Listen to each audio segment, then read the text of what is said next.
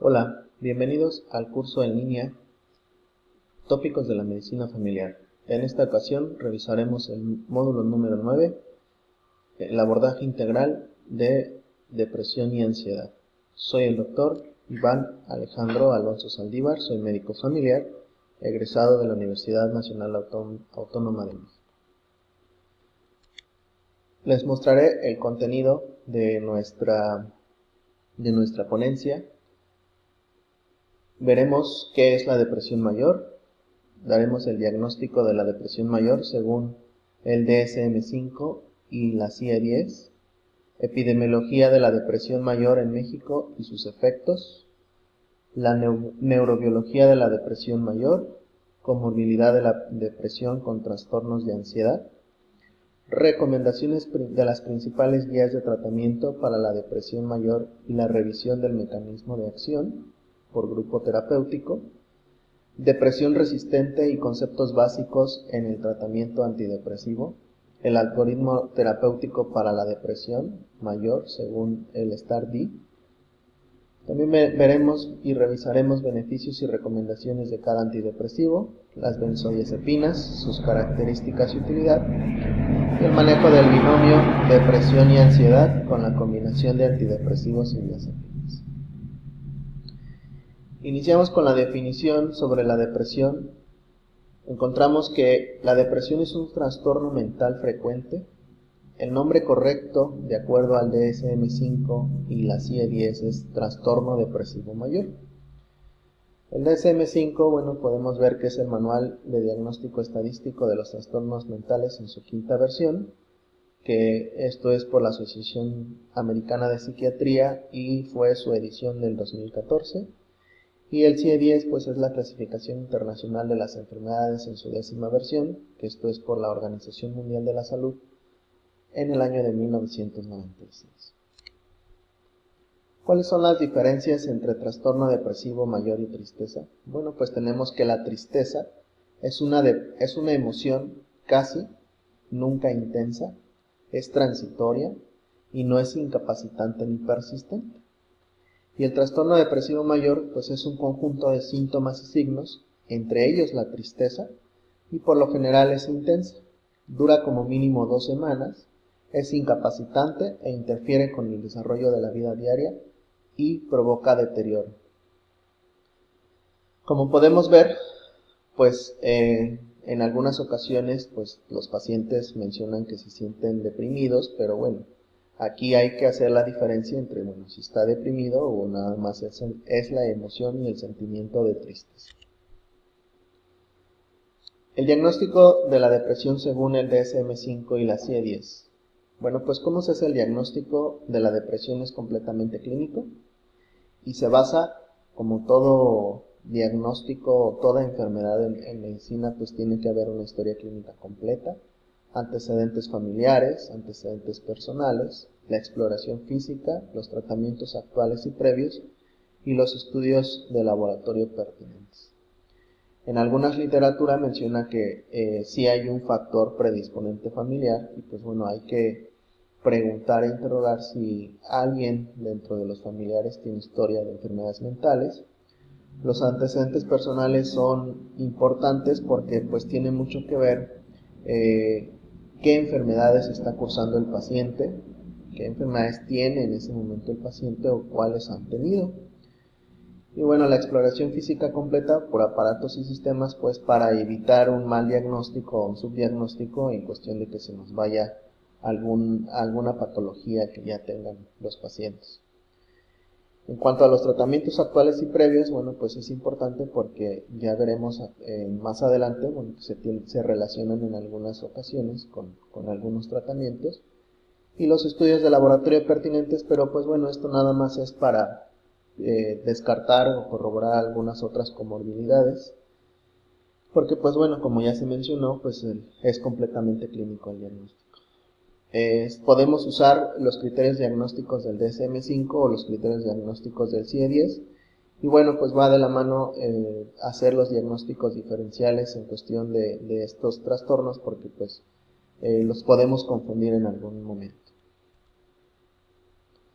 Bueno, según el DSM-5, los criterios mayores pues es el criterio A y hay criterios B. Dentro del DSM-5 menciona que el criterio A es que son 5 o más de los síntomas siguientes han estado presentes durante el mismo periodo de 2 semanas y representan un cambio del funcionamiento previo al menos de uno de los síntomas. En los niños y adolescentes el estado de ánimo puede ser irritable. Estos son los síntomas que menciona el DSM-5 del criterio A. Se requiere uno de estos dos, que ya sea tristeza, obviamente con el tiempo que ya mencionamos anteriormente, o la pérdida de interés, que es la anedonia, ¿sí? Que es la pérdida del interés por las cosas que nos causaban alegría o nos causaban gusto hacerlas, pues en este momento, cuando hay depresión, pues no tenemos ese interés por hacer las cosas. Y se requieren 4 más de estos síntomas que son cambios de peso o de apetito, ya sea que coman, tengan hiperfagia o hipofagia, alteraciones en el estado del sueño o alteraciones en la higiene del sueño, que no duermen, duermen mucho o no duermen o duermen poco, o constantemente se están despertando en la noche y les cuesta trabajo volver a conciliar el sueño. Alteraciones psicomotoras, se vuelven agresivos, ¿sí? Hay fatiga en exceso, excesiva, el paciente dice es que por más que quiero hacer las cosas no puedo, me pesa.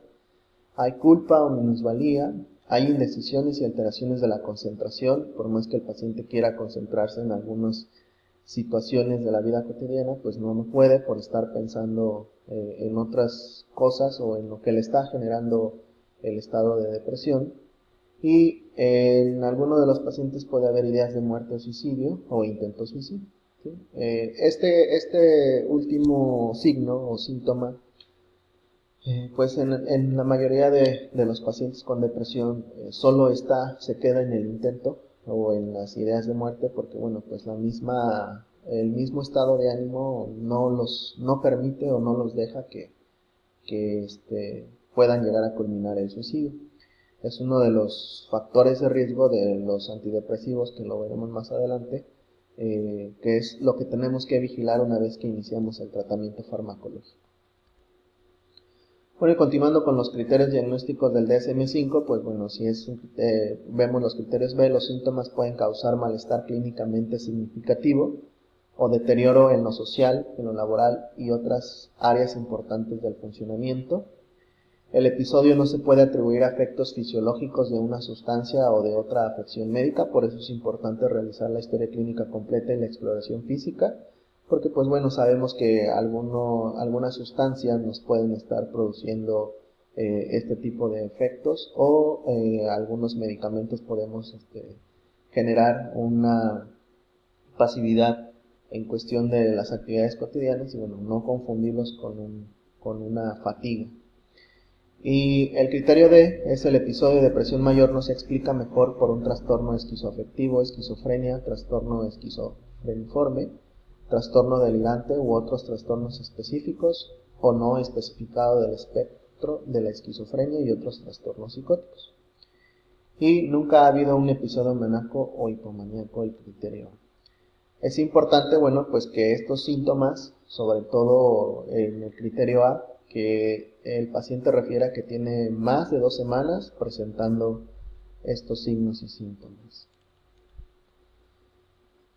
Y bueno, ahora explicaremos el diagnóstico del trastorno depresivo mayor según la CIE-10, que también tiene criterios A, B y C, que es el episodio el episodio depresivo dura al menos 2 semanas, lo que mencionábamos hace rato.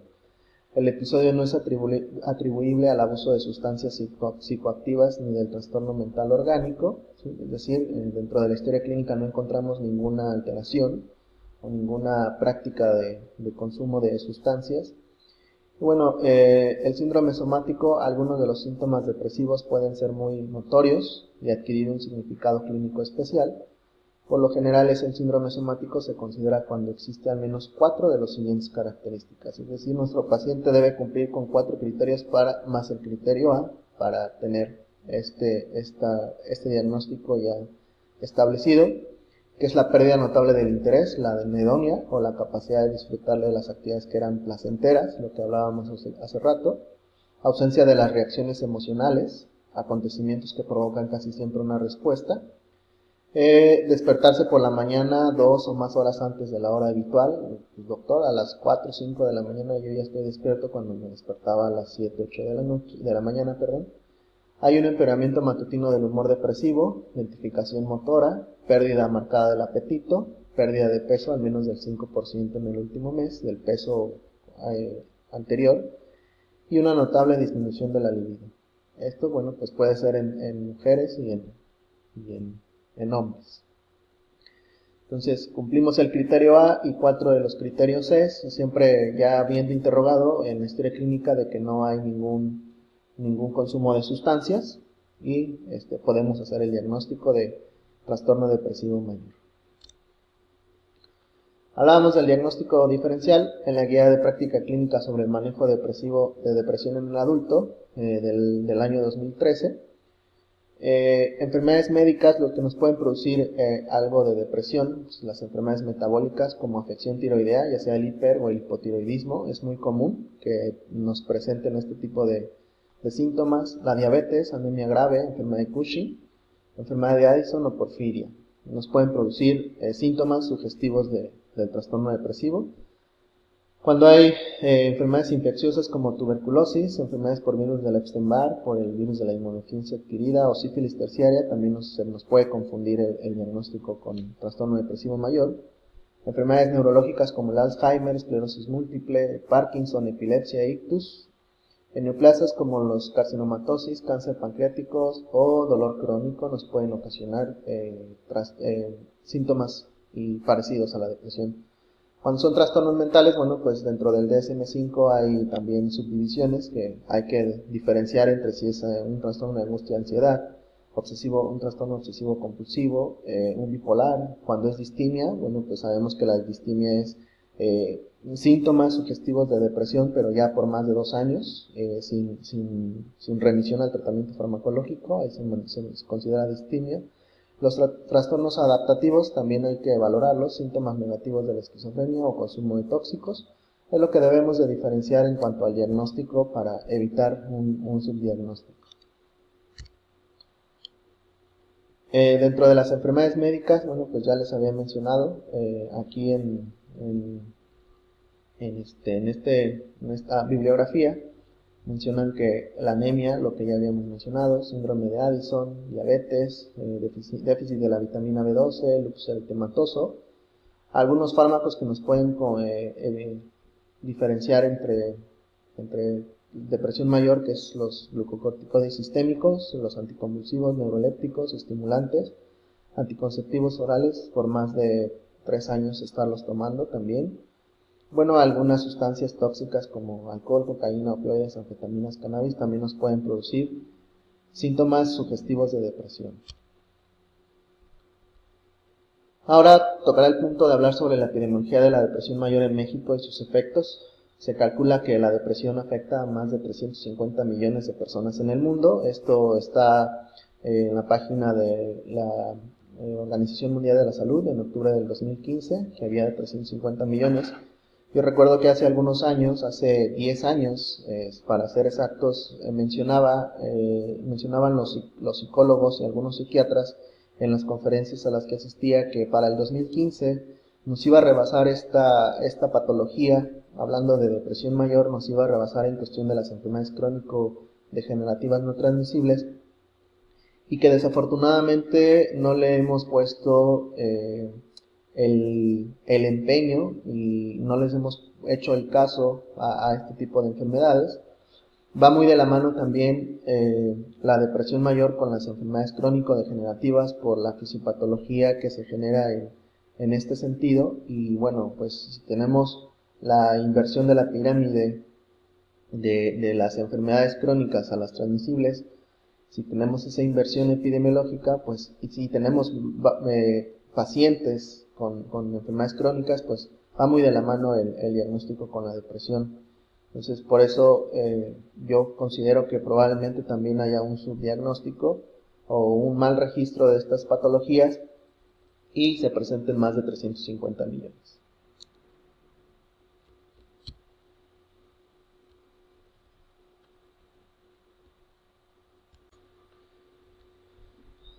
Bueno, y continuando con la epidemiología, el doctor Mora y sus colaboradores en la salud mental en el 2013, pues aquí mencionaban que la prevalencia de la depresión en México era que depresión mayor alguna vez les dio a los pacientes en el 3.3%, y que se ve reflejado que hay mayor depresión y ansiedad en México en las mujeres con el 4.5%, y los hombres solo lo representaban el 2.0%. Comparado con trastornos de la angustia, trastornos de ansiedad, fobia social y trastornos postraumáticos, pues vemos que el único que es por arriba de la depresión pues es la fobia social con el 4.7%.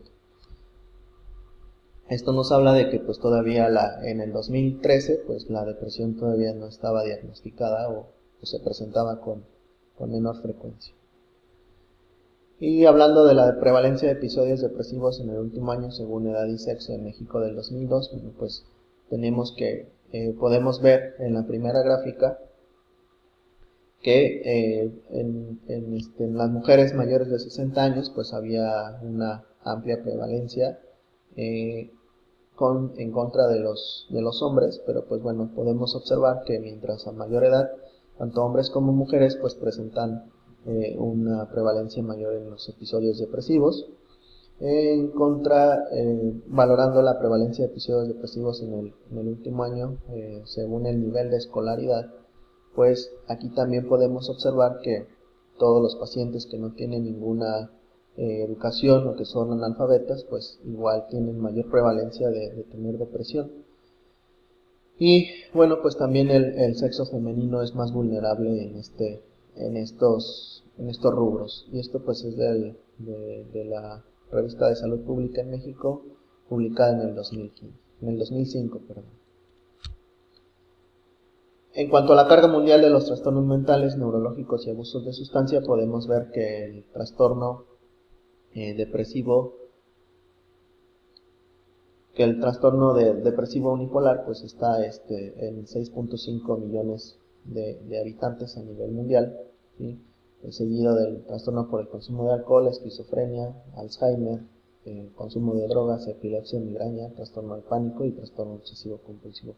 Como podemos ver en el 2011 en la revista Nature, pues también ya mencionaba que la primera causa de las enfermedades de trastornos mentales pues era el trastorno depresivo mayor. Como vemos, pues esta sigue siendo en aumento en lugar de ir disminuyendo, y pues bueno, va muy de la mano con el estilo de vida que tenemos ahora, con el estrés que manejamos a nivel personal y a nivel social. En cuanto con la neurobiología de la depresión, pues bueno, también en la revista Nature en el mismo año, en el 2011, pues mencionaba que perdón, esta diapositiva está repetida, bueno, hablábamos de lo mismo.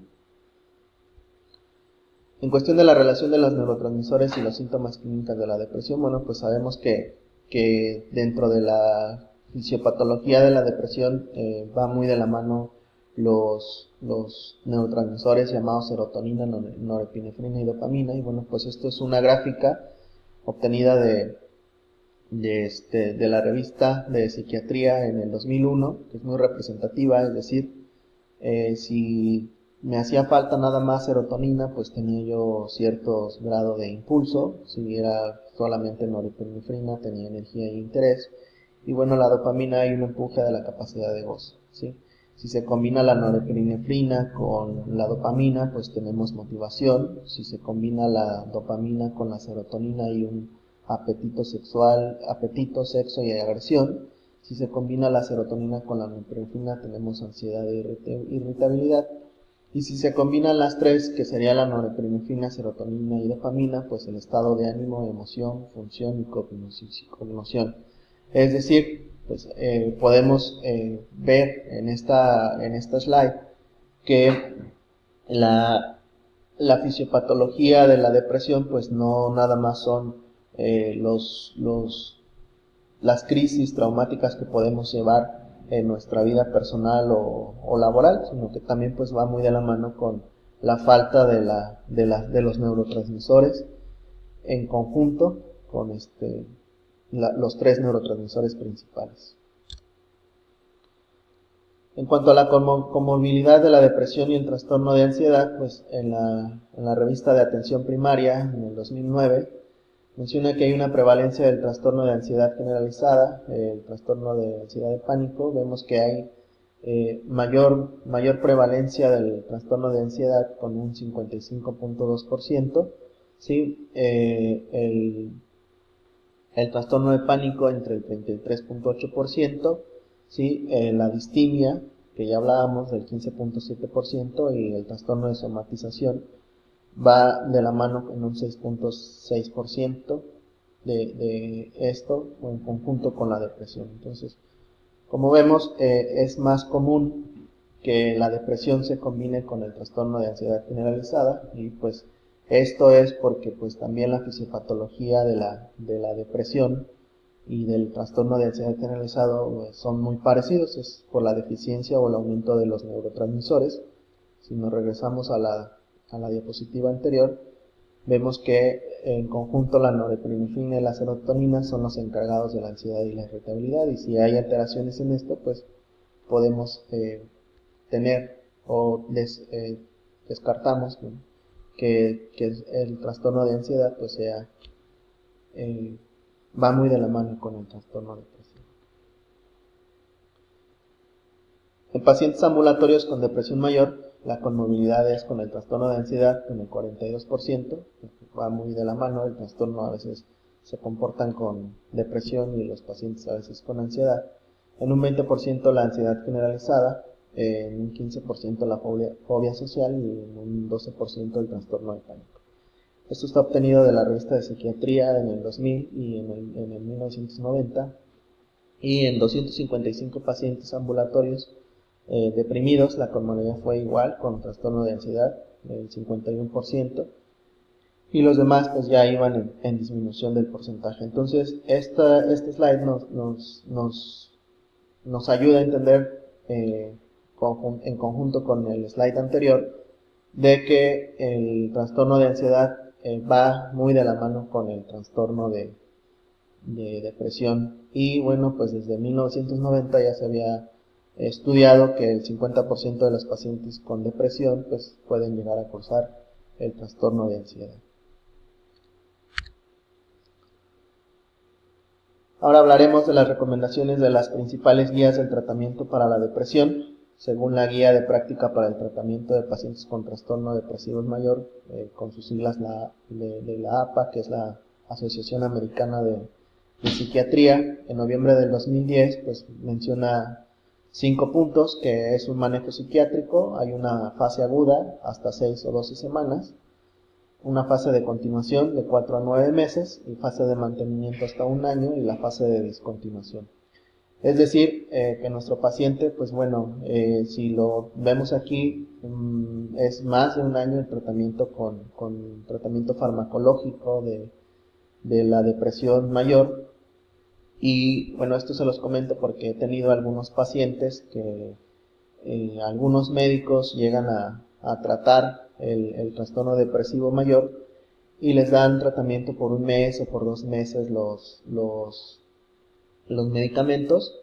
Y bueno, pues aquí nos está mencionando que tiene 4 fases, incluyendo una quinta que es el manejo psiquiátrico o el agudo, y pues bueno, que son más de 1 año de tratamiento.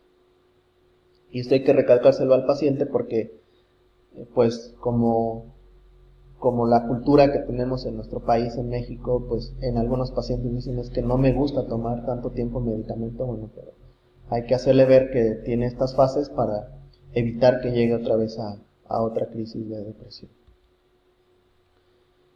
Continuando con las guías de noviembre del 2010 de la Asociación Americana de Psiquiatría, ¿sí? En la guía de práctica clínica para el tratamiento del manejo psiquiátrico hay algunos rubros, que es establecer y mantener la alianza terapéutica, lo que les comentaba, informarle al paciente el tiempo de tratamiento que debemos de tener, completar la evaluación psiquiátrica. Bueno, pues toda patología tiene ciertas evaluaciones que hay que hacer, no nada más es la historia clínica, sino algunas evaluaciones, algunos cuestionarios con diferentes ítems para poder hacerlos. evaluar la seguridad del paciente, establecer el acuerdo del ámbito del tratamiento, evaluar el funcionamiento del paciente y su calidad de vida, no olvidarnos de la calidad de vida de nuestro paciente, pues obviamente es una calidad de vida mala, ¿sí? Y que influye en todo el núcleo familiar. Y que bueno, si el paciente está deprimido, lo más seguro es que haya crisis paranormativas en los sistemas familiares y en los subsistemas, y bueno, pues que esto va a tener consecuencias en la dinámica de la familia. Hay que coordinar el cuidado de los pacientes con otros clínicos, ¿sí? En alguna ocasión mi maestro de psiquiatría me mencionaba que desgraciadamente en el hospital en el que yo me formé, si los médicos de otras especialidades veían que estaba tratado por psiquiatría, pues lo etiquetaban y decían que prácticamente la mayoría de sus síntomas pues era por su estado mental patológico, y pues en algunas ocasiones no les hacían el caso suficiente para esto, y no sé en algún otro estado, pero pues en este hospital se veía esa tipo de discriminación del paciente, ¿no? Ya lo de psiquiatría, pues bueno, ya todos sus síntomas son por eso. Hay que vigilar el estado del paciente, hay que integrar mediciones dentro del manejo psiquiátrico, fomentar la adherencia al tratamiento, lo que mencionábamos, pues que es a largo plazo, y pues bueno, hay que hacerlo ver al paciente este tiempo y proveer la educación al paciente y su familia. Sobre todo a la familia, porque pues bueno, es el cuidador, y recuerden que cuando tenemos enfermedades, enfermos crónicos y que llegan a tener alteraciones en el funcionamiento de la vida cotidiana, pues se empiezan a ser dependientes y siempre va a haber un cuidador que puede llegar hasta el colapso. Entonces esto también se lo tenemos que decir a los familiares y al paciente, de que pues el tratamiento es largo y tiene mucho que modificar los estilos de vida y la dinámica de la familia. En la fase aguda, que es el segundo punto, es, como mencionábamos, la duración de 6 a 12 semanas, y el objetivo de esta fase es inducir la remisión de los síntomas. Hay que hacer una elección del tratamiento, de la modalidad, hay que elegir el antidepresivo, hay que elegir la psicoterapia, la medicación más psicoterapia y la valoración de la eficacia de la respuesta al tratamiento. Esto pues lo vamos a ir haciendo conforme va pasando el tiempo del tratamiento, y valoración de la eficacia de la respuesta al tratamiento, pues lo podemos hacer con algunos cuestionarios que tenemos a la mano para valorar desde el principio y el seguimiento, hacerle al principio estos cuestionarios y posteriormente írselos haciendo constantemente para ir valorando si el estado depresivo va disminuyendo, o si queda igual o ya se agravó más. La elección de la modalidad de tratamiento farmacológico, bueno, pues el trastorno depresivo mayor se divide en leve, moderado, a grave o síntomas psicóticos. Y bueno, la farmacoterapia, si el paciente lo prefiere, aquí podemos hacer uso nada más de la psicoterapia, en apoyo del psicólogo obviamente, y de pues que el paciente decida si sí puede mejorar, si ve mejoría, si nosotros también vemos la mejoría con los cuestionarios mencionados, y le podemos dejar nada más así. Cuando es moderado o grave, pues sí debemos de utilizar los antidepresivos, es el tratamiento de elección, no hay más. Y si es un grave o con síntomas psicóticos, pues bueno, tenemos que utilizar los antidepresivos más antipsicóticos, pues obviamente por el cuadro psicótico, o terapia de electroconvulsiva. Pero pues bueno, esto ya lo tendríamos que referir al psiquiatra o al neuropsiquiatra para que le proporcione este tipo de tratamientos. Los factores que debemos de considerar ante la medicación antidepresiva, pues la de preferencia del paciente, la relativa eficacia y efectividad. Esto debemos de conocer la farmacocinética y farmacodinamia de los antidepresivos, de los diferentes grupos de antidepresivos que existen, que haya un antecedente de respuesta positiva si es que ya ha sido tratado este paciente con los antidepresivos. Debe de haber seguridad, tolerabilidad y anticipación de los efectos secundarios, es decir, nosotros le debemos de decir cuáles son los efectos secundarios que pudiera presentar, porque en algunas ocasiones los pacientes dicen, no, pues ya me hizo daño y ya no me lo tomo. Hay que evaluar la conmovilidad médica y psiquiátrica, las posibles interacciones medicamentosas y sobre todo el costo. ¿Por qué? Pues porque sabemos que va a ser un tratamiento largo y a veces los pacientes no tienen la suficiencia económica para mantener este tratamiento.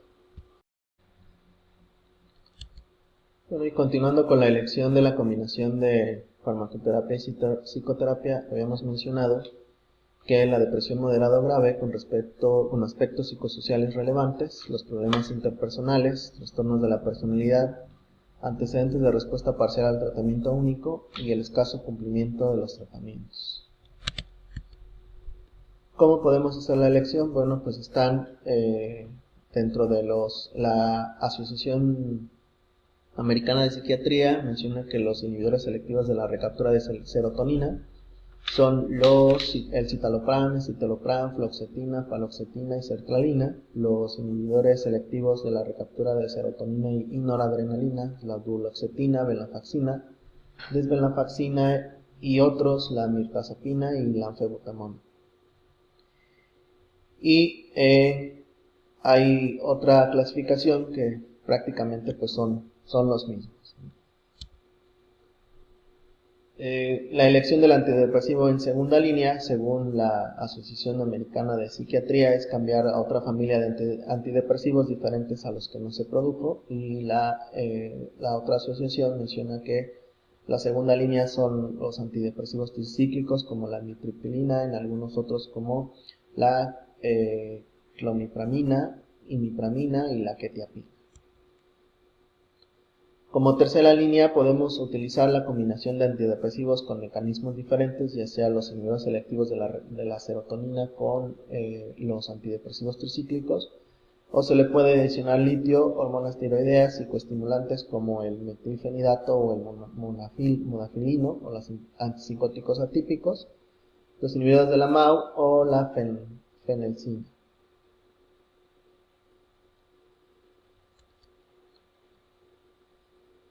¿Cuál es el mecanismo de acción y la dosis de los antidepresivos?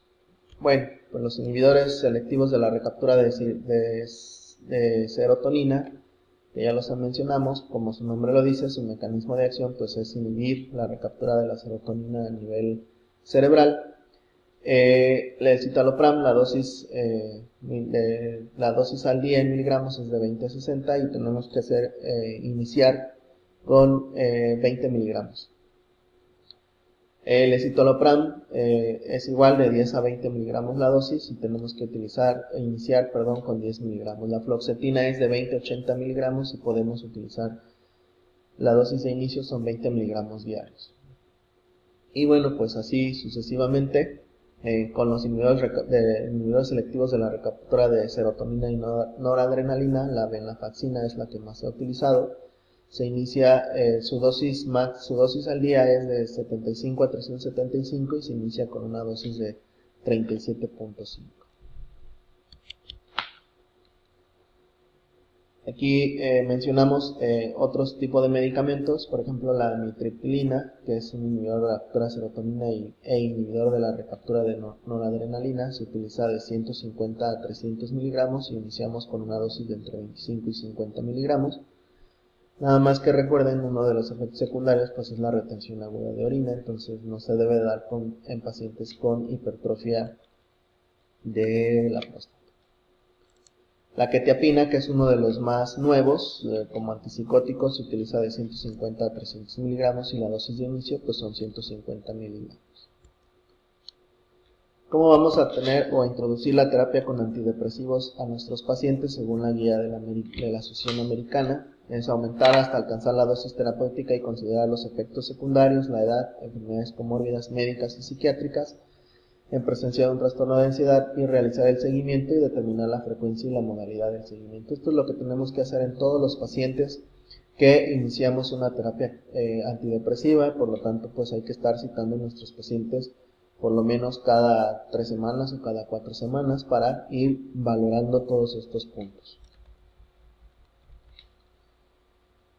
Algunos efectos secundarios de los antidepresivos tricíclicos pues es la serostomía, disminución de la tensión arterial, retención aguda de orina o retención de orina, disminución del deseo sexual y la capacidad sexual, somnolencia, temblor fino, aumento de la frecuencia cardíaca, bloqueos de rama, puede haber estreñimiento o visión borrosa. Entonces es importante que les digamos a los pacientes que les puede ocasionar esto para que eviten descontinuar el tratamiento y que exista la adherencia al tratamiento que necesitamos por los meses que necesitamos del tratamiento.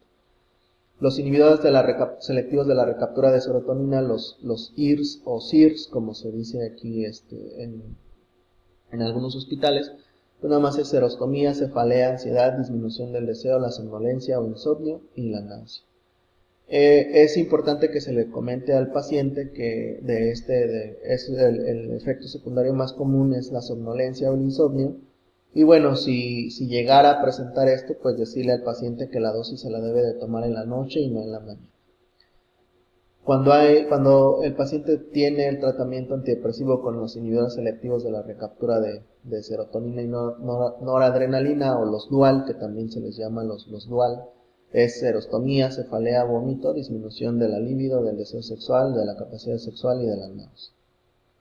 Entonces es importante porque, bueno, pues si tienen disminución, como vemos los tres, tienen disminución en la capacidad sexual, a algunos hombres pues les llega a sentirse más con depresión por este sentido, en cuestión de la cultura que tenemos de la valoración de la sexualidad en el hombre. Hablaremos algo de los medicamentos. La sertralina bloquea los receptores sigma-1 y potencia sus propiedades ansiolíticas, ¿sí? Es útil en pacientes con el binomio ansiedad-depresión. Bloquea la recaptura de dopamina y potencia la neurotransmisión dopaminérgica. Está indicado en pacientes con fatiga y anergia. Y es útil en pacientes con conmovilidad cardíaca. Está indicado en el trastorno de ansiedad, el trastorno depresivo mayor, el trastorno de obsesivo compulsivo, el trastorno de pánico, el trastorno de estrés postraumático y en la fobia social, ¿sí? Y esto está tomado de la revista de Medicina Interna, Análisis de Medicina Interna, en el 2011, escrito por el Dr. Gardner y colaboradores. Continuamos con el citalopram, que también es un SIRS. La eficacia y la seguridad del citalopram en la depresión es moderada e intensa. Solamente está indicado en el trastorno depresivo mayor. Es mayor especificidad para la serotonina y el perfil de seguridad es superior, y hay un perfil de interacciones farmacológicas favorables.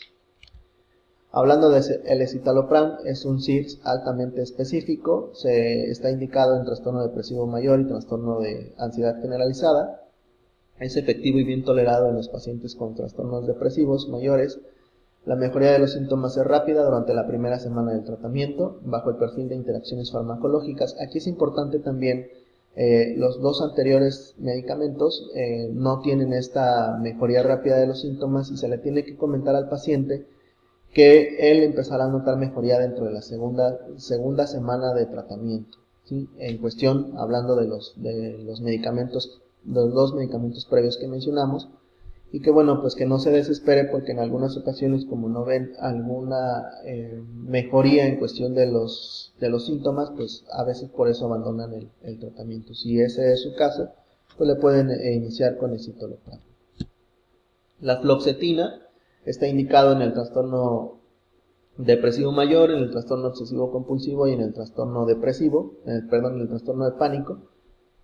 Es útil en pacientes con predominio de síntomas como fatiga, anedonia y anergia. La vida media es hasta de 90 horas. El paciente con síntomas de ansiedad, iniciar con dosis pequeñas y aumentos muy paulatinos, porque recuerden que dentro de los efectos secundarios de todos los IRS es generar ansiedad.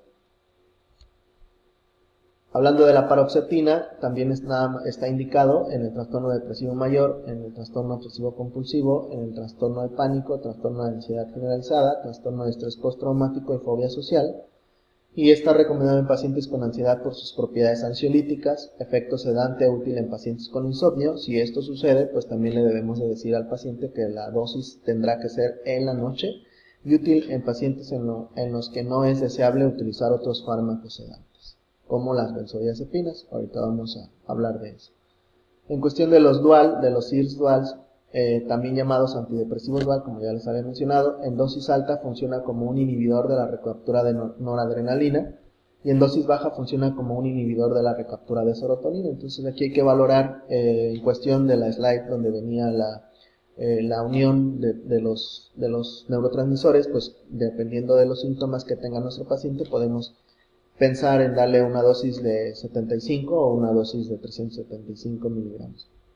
Está indicado en el trastorno depresivo mayor, trastorno de ansiedad generalizada, el trastorno de pánico y fobia social. La duloxetina es igual un antidepresivo dual, inhibe de modo más equilibrado la serotonina y noradrenalina y es útil en los síntomas físicos dolorosos relacionados con la depresión. Está indicado en el trastorno depresivo mayor y el trastorno de ansiedad generalizada. Si lo damos a la misma dosis o una dosis alta o una dosis media, pues el equilibrio de los neurotransmisores va a ser el mismo. En cuestión de los antidepresivos tricíclicos, la imipramina y la amitriptilina están indicados en el trastorno depresivo mayor con síntomas de ansiedad, trastorno de pánico, trastorno de ansiedad generalizada y otros trastornos de ansiedad. Son muy efectivos a las dosis pequeñas en binomio con la depresión y ansiedad. Tiene su efecto sedante, útil en pacientes con síntomas de ansiedad. El costo es muy accesible y el inicio de las dosis debe ser gradual y sus efectos secundarios requieren vigilancia. En cuestión de los dual, la venlafaxina y la dolaflexina sí son caros, entonces pues también hay que valorar si nuestro paciente puede solventar el gasto por más de un año de estos antidepresivos. En cuestión de los IRS, el más barato es la paroxetina y la fluoxetina. Las posibles interacciones farmacológicas de los antidepresivos combinados con el citocromo P450, pues bueno, la interacción mínima o de bajo potencial es el citalopram, las desvenlafaxina, citalopram, mirtazapina y venlafaxina. Un potencial moderado es la agomelatina, anfebutemona, duloxetina y un potencial alto es la fluoxetina, la paroxetina, la sertralina y la moclobemide. Estos que son de alto potencial con interacción con el citocromo P450, pues bueno, tendríamos que estarlos valorando en cuestión de la función hepática o tratar de evitar las interacciones farmacológicas o con fármacos que también actúen que interactúen con el citocromo P450 para evitar un daño hepático farmacológico. En cuestión de las recomendaciones del tratamiento antidepresivo en el embarazo y lactancia, pues es muy común que decimos, bueno, está embarazada nuestra paciente, deprimida nuestra paciente y está embarazada, pues ¿qué le damos? Aquí hay que valorar el riesgo-beneficio. En los efectos, en los desórdenes afectivos del 2009 se menciona que es valorar el riesgo-beneficio de la exposición al feto o el neonato con el tratamiento antidepresivo. La fluoxetina y otros IRS son de primera línea, excepto la paroxetina, entonces le podemos dar la sertralina o la fluoxetina a dosis mínimas, 20 miligramos, 50 miligramos, dependiendo si es una u otra. Y bueno, pues que puede tener la paroxetina alto riesgo de las malformaciones cardíacas y bueno, pues también lo que habíamos comentado de los problemas del hígado por la interacción con el citocromo P450. En cuestión de la lactancia, el citalopram, la sertralina y la paroxetina en dosis terapéuticas se relacionan con concentraciones séricas bajas o indetectables en niños en periodos de lactancia. Entonces, como podemos ver, cuando tenemos un puerperio patológico con una depresión postparto, pues le podemos dar este tipo de medicamentos, los IRS, en específico estos tres, y le podemos decir a la paciente que esté confiable, que es confiable el tratamiento, que no le va a ocasionar ninguna molestia a su hijo aunque esté lactando. Porque pues bueno, la mayoría de las mamás o de los médicos estamos con un temor o con cierto temor la mayoría de las veces que no les damos el tratamiento por desconocimiento de las dosis detectables o indetectables que pudiera haber en la leche materna. El tratamiento de la depresión comórbida con ansiedad o con combinaciones de antidepresivos y benzodiazepinas, se sugiere iniciar el tratamiento con el antidepresivo de elección más una benzodiazepina de vida media intermedia o larga en pacientes con síntomas notorios de ansiedad o presencia de trastorno de ansiedad. Pero pues bueno, aquí también tenemos que valorar la edad del paciente, porque si son pacientes ancianos o pacientes viejos mayores de 60 años, no les podemos dar una benzodiazepina de vida media, intermedia o larga, porque estaríamos condicionando el síndrome de caídas. Entonces hay unas guías que se llaman en geriatría, que se llaman las guías de Stop and Start, y son las recomendaciones de los medicamentos que se deben y que no se deben de administrar en los pacientes geriátricos, precisamente por los efectos secundarios que pudiéramos llegar a tener. Y también sabemos que la benzodiazepina mejora el insomnio, la ansiedad, la fatiga, la alergia, las alteraciones de la concentración, la irritabilidad, y el antidepresivo puede tardar hasta 21 días, lo que les comentaba anteriormente.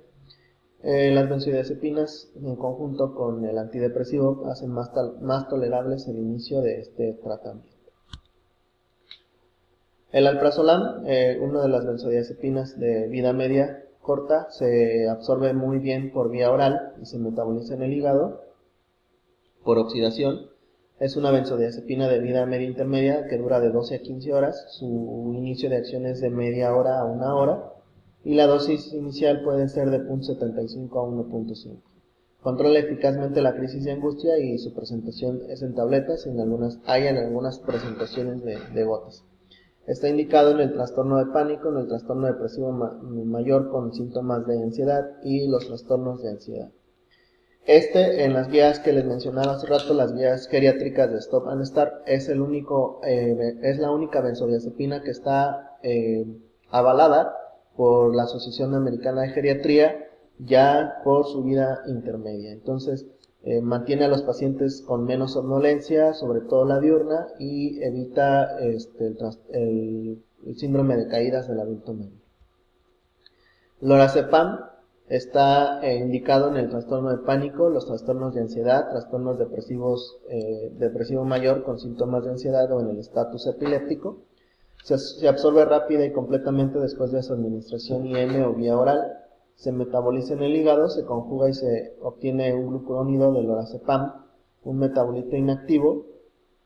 Su vida es intermedia, dura de 11 a 30 horas, inicio de acción entre 1 y 3 horas, la dosis es de 2 a 6 miligramos vía oral o 4 miligramos IV en el estatus epiléptico. La presentación es en tabletas y en ampollas.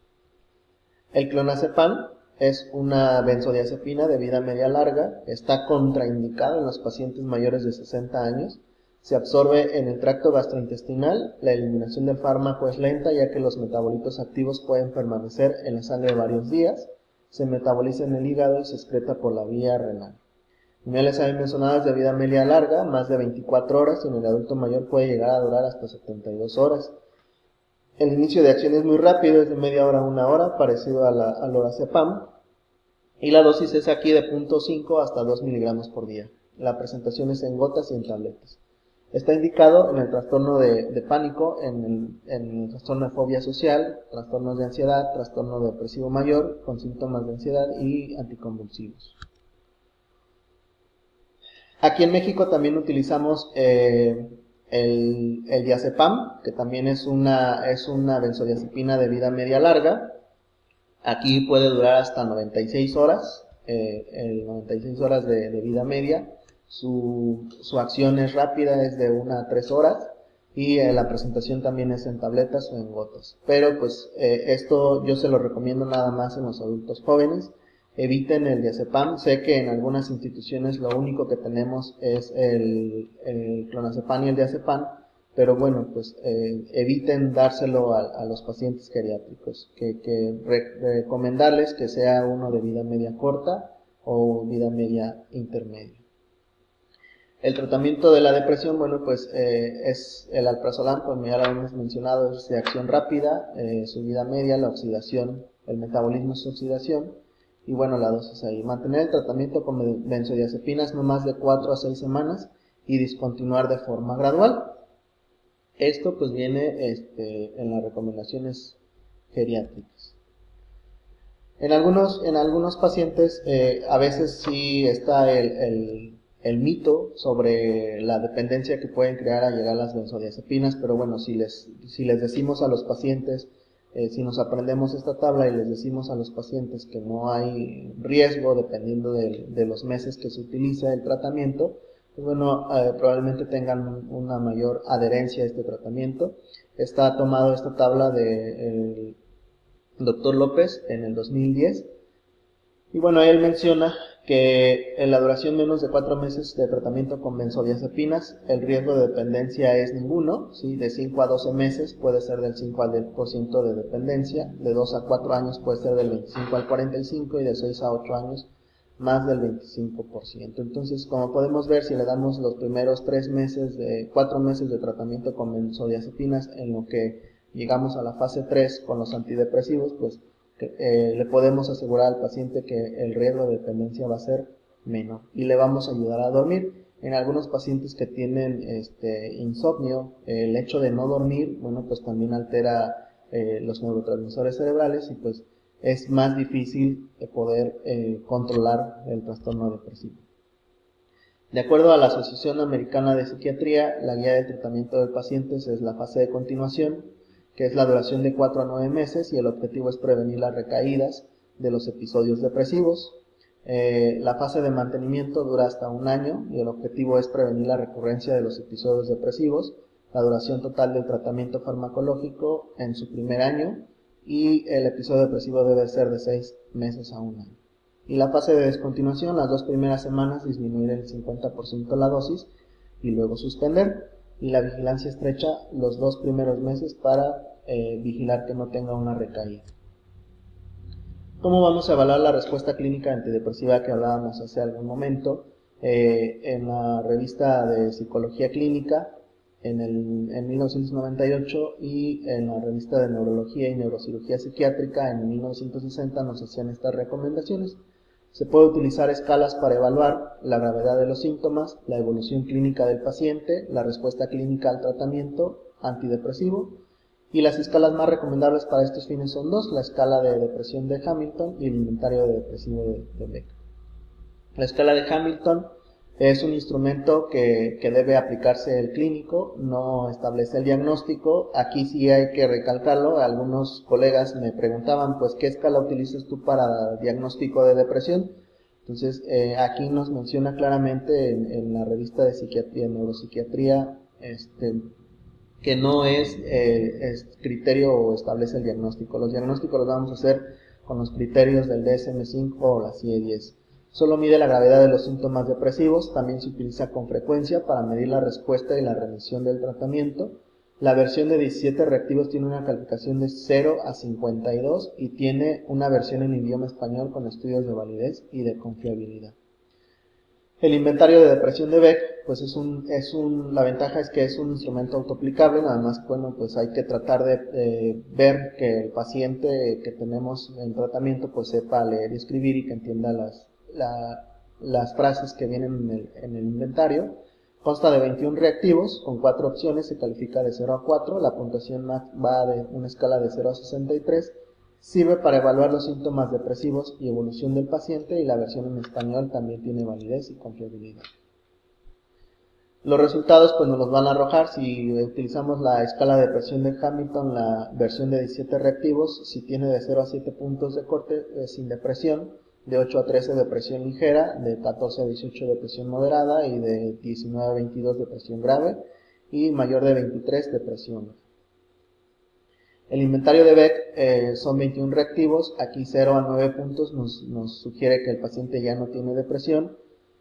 De 11 a 18 puntos tiene depresión leve, de 19 a 29 puntos tiene depresión moderada y de mayor de 30 puntos tiene depresión grave. Entonces, conforme le vamos dando seguimiento a nuestro paciente, le vamos aplicando estas 2 escalas. Yo les recomiendo que primero sea una y luego la otra e irlas intercalando para evitar que se aprendan los puntajes o que se aprendan las respuestas o que las estén el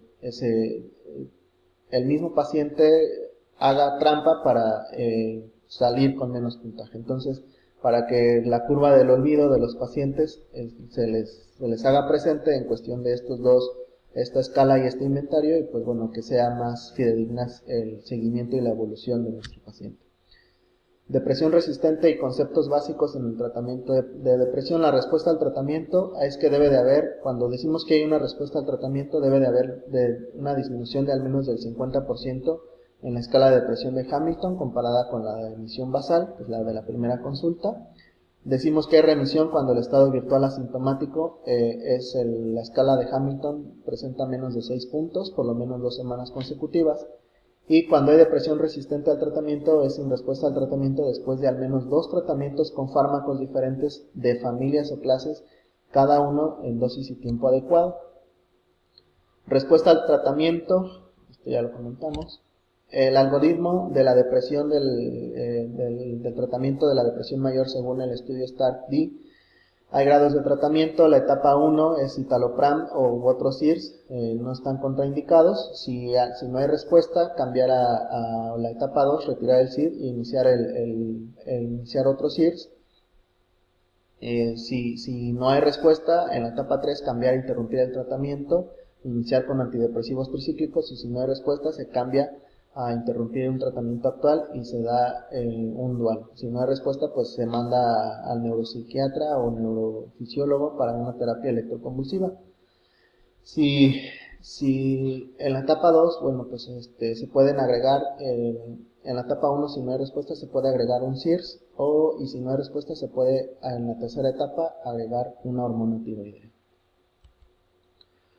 Las conclusiones, pues que el diagnóstico es un elemento crucial en el control de la depresión. Durante el proceso diagnóstico siempre debe considerarse la posibilidad de la presencia del binomio depresión y ansiedad, por lo que les comentaba de la fisiopatología es prácticamente la misma.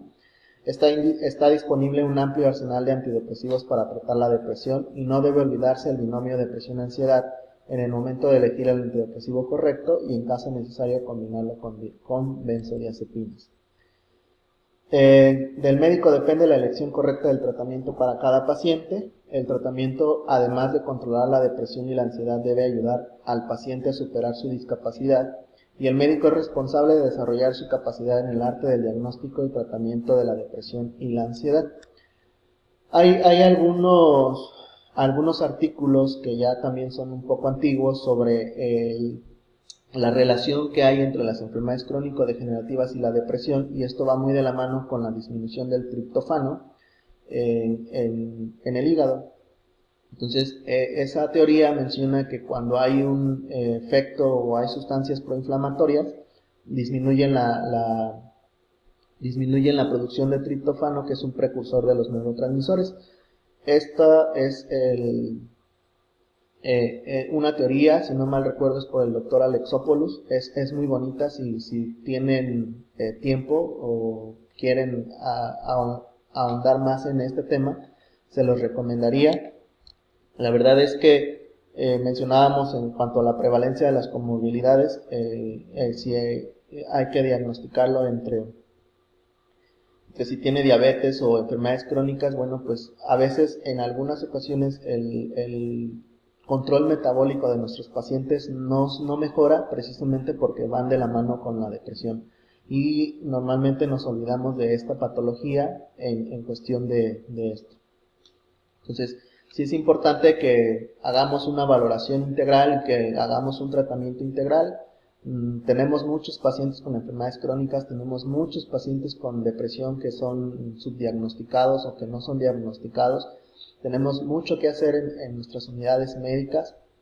Entonces yo los invito a que sigamos haciendo una valoración integral en cuestión de nuestros pacientes, una valoración familiar también, sin descuidar lo que ya habíamos mencionado, el síndrome del cuidador, el síndrome de las caídas del adulto mayor, el estado psicológico de las enfermedades crónicas, el duelo psicológico que damos en este tipo de patologías. Y pues bueno, los invito a seguir continuando con el curso. Es mi última participación en este curso. Vendrán otros ponentes. Agradezco la confianza que le han brindado a Miyali, a nuestra asociación de médicos residentes y médicos egresados antes de los 5 años, que somos médicos activos con liderazgo, y se los agradezco de verdad. Y bueno, pues espero que el examen no esté tan difícil y que sigan continuando con el curso. Nos vemos hasta pronto.